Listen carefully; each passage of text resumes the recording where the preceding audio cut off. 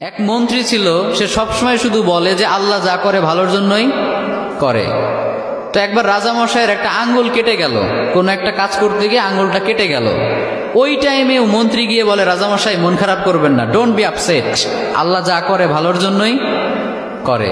এবার রাজামশাই তো রেগে গেছে যে এতদিন একা একা বকবক করতে কিছু বলি নাই, আমার আঙ্গুল কেটে গেল, এখানে ভালোর কি আছে? আচ্ছা, মন্ত্রীকে এবার বলতেছে, তো আল্লাহ যা করে ভালোর জন্যই করে, তাই না? বলে হ্যাঁ। তো ঠিক আছে, যা, তোরে আজকে থেকে আমি জেলখানায় ঢুকিয়ে দিলাম। আল্লাহ যা করে ভালোর জন্যই করে, তার মানে জেলে যাওয়াটাও তোর জন্য ভালো। ঠিক আছে, যা, তোর মন্ত্রিত্বও কেড়ে নিলাম, জেলখানায় ঢুকিয়ে দিলাম। মন্ত্রী এবারও বলে, সমস্যা নাই, আল্লাহ যা করে ভালোর জন্যই করে।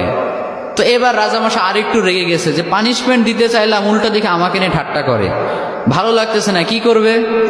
রেগে মেগে কয়েকটা লোক নিয়ে, তার সাঙ্গপাঙ্গ যারা আছে ওদেরকে নিয়ে জঙ্গলে চলে গেছে শিকার করার জন্য। কি করার জন্য? পশু শিকার করার জন্য। তো পশু শিকার করছে করছে, ইন দ্য মিন টাইম কয়েকটা লোক তাদের উপর হামলা করলো। এরা হলো জঙ্গলি মানুষ, এদেরকে কি বলে?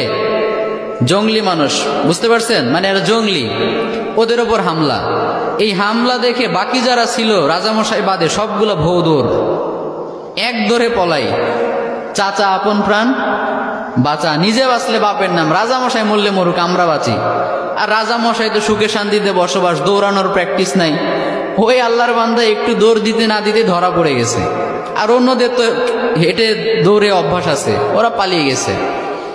এখন রাজামশাইকে সবাই ধরে নিয়ে চলে গেছে এক জায়গায়। আসলে রাজামশাইকে তারা নিয়ে গিয়েছে জবাই করার জন্য। কি করার জন্য?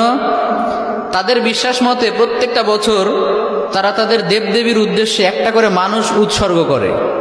তাদের ধারণা হচ্ছে একটা করে মানুষ যদি আমরা প্রত্যেক বছর উৎসর্গ করি দেবদেবীদের জন্য, তাহলে পুরো বছরটা দেবদেবীরা আমাদেরকে সিকিউরিটি দিবে, নিরাপত্তা দিবে।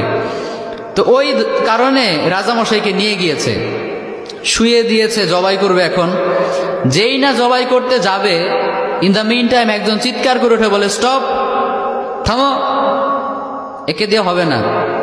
কেন, কি সমস্যা? বলে, খেয়াল করে দেখো, এর একটা আঙ্গুল কাটা। সুবহানাল্লাহ পড়বেন না? আমাদের দেবদেবীদের জন্য উৎসর্গ করতে গেলে একেবারে পারফেক্ট মানুষ লাগবে, যার কোনো খুঁত নাই, কোনো খাত নাই। এই লোকের তো একটা আঙ্গুল কাটা, একে দিয়ে আমাদের কাজ হবে না, ওকে ছেড়ে দাও। সুবহানাল্লাহ পড়েন। রাজামশাইকে ছেড়ে দিল। রাজামশাই খুশিতে এক দৌড়ে এসে জেলখানায় এসে মন্ত্রীকে বলে, মন্ত্রী মশাই, আপনি ঠিকই বলছিলেন, আল্লাহ যা করে ভালোর জন্যই করে। কিন্তু একটা জিনিস আমি এখনো বুঝলাম না, আমার আঙ্গুল কাটার কারণে না হয় আমি বেঁচে গেলাম, তার মানে আল্লাহ যা করে ভালোর জন্য করে, বুঝলাম। তা আপনাকে যে জেলখানায় দিলাম, এখানে আপনার কি ভালো, এটা তো বুঝলাম না। মন্ত্রী মশাই বলে, রাজামশাই এখনো বুঝেন নাই? আচ্ছা বলেন তো, আমি যদি আজকে জেলে না থেকে বাইরে থাকতাম, আপনি শিকার করতে কাকে নিতেন সাথে? বলে, তোমাকেই তো নিতাম। তো আমি যদি আপনার সাথে যেতাম আর আমাদের উপর যদি আক্রমণ হতো, আমি কি আপনাকে রেখে পালাতে পারতাম? আমি তো আপনাকে নিয়েই পালানোর চেষ্টা করতাম। ফলে দুইজনই যদি ধরা পড়তাম, আপনার আঙ্গুল কাটার কারণে আপনাকে তো ঠিকই ছাড়তো, কিন্তু আমারে তো কোপা সামসু কোপা, কারণ আমার তো শরীরে কোনো খুঁত নাই। তার মানে আল্লাহ আমাকে কয়েক ঘন্টার জন্য জেলে ঢুকিয়ে চিরস্থায়ী মৃত্যুর হাত থেকে বাঁচিয়েছে। পড়েন সুবহানাল্লাহ।